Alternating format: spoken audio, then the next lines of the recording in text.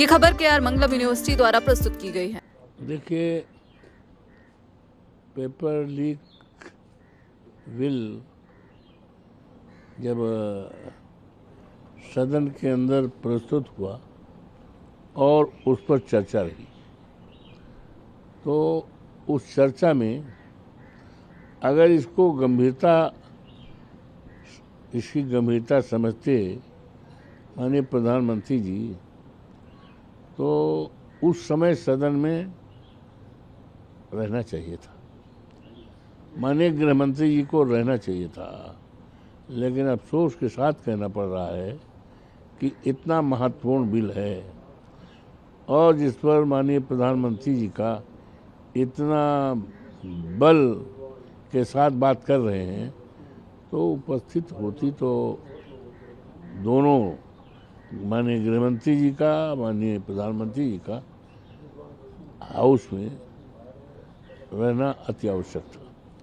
जहाँ तक सवाल है, देखिए, तमाम कानून बने हुए हैं, निष्प्रभावी हैं, तो सवाल उठता है कि जो ये विधेयक पास हुआ है, जिसके तहत माननीय प्रधानमंत्री जी बात कर रहे हैं, तो ये डिपेंड करता है कि नियत पर, और ये डिपेंड करता है किनके हाथों में ये हथियार दिया गया है, किनके हाथों में ताकत दी गई है उसको लागू करने का। तो हमें इस बात पर अंदेशा है,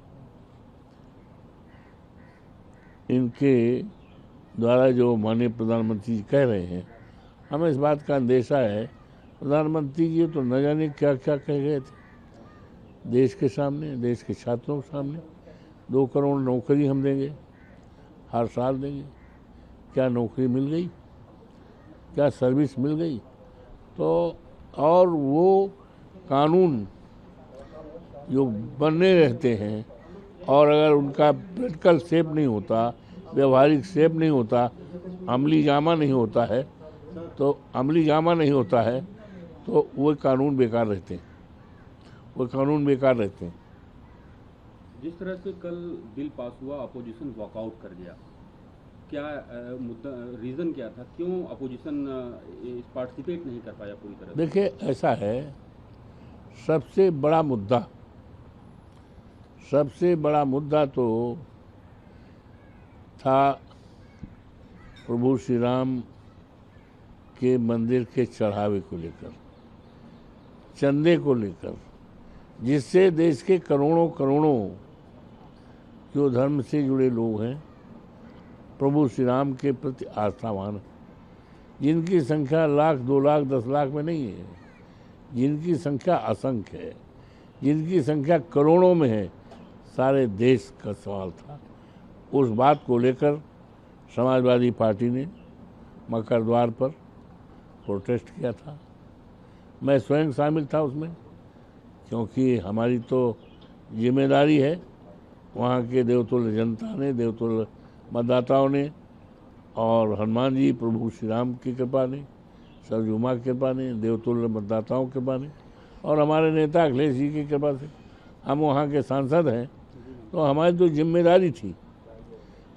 जिम्मेदारी थी, और ऐसे वक्त में वहाँ पर डकैती हुई हो, चढ़ावा की डकैती, चंदा की डकैती, और हमारी धार्मिक भावनाएं आहत हुई, अयोध्या को कलंकित किया गया है। और अफसोस के साथ कहना पड़ रहा है कि 1 महीने से ज़्यादा हुआ, हमारे नेता माननीय अखिलेश जी ने इसका खुलासा किया था, लेकिन आज तक कोई इफेक्टिव कार्रवाई नहीं हुई। बड़ी मछलियों को बचाया जा रहा है, और ठीक है, ये बचा ले, सरकार बचा ले, लेकिन भगवान के निगाह में बचने वाले नहीं, प्रभु इनका नाश करेंगे। तुलसीदास जी ने भी लिखा है, जब जब होए धर्म की हानि, बाढ़े असुर अधम अभिमानी। तो कोई न कोई शक्ति का उदय होता है और ऐसे लोगों का सर्वनाश करता है। लेकिन जो बिल था वो इस पे नहीं था, मंदिर पे नहीं था, वो एंटी नीट पेपर लीक पे बिल था, तो उससे रिलेटेड क्या इश्यूज थे? अपोजिशन चूंकि उसमें पार्टिसिपेट नहीं किया तो मैसेज ये जा रहा है कि नहीं, बिल तो वो तो पास हो गया था बिल। वॉकआउट कर गया था अपोजिशन। नहीं, वॉकआउट नहीं किया। बिल पे चर्चाएं भी हुई, माने अखिलेश जी ने चर्चा में भाग लिया था, राहुल जी ने किया था और तमाम माननीय सदस्यों ने चर्चा में भाग लिया था। वॉकआउट नहीं किया था, बिल पे वॉकआउट नहीं किया था। वंदे मातरम बिल भी कल पास हो गया, जिसमें एक मुहर लग गई कि अब जिस तरह से नेशनल एंथम को दर्जा दिया जाता है उससे उसी तरह से दर्जा वंदे मातरम को दिया।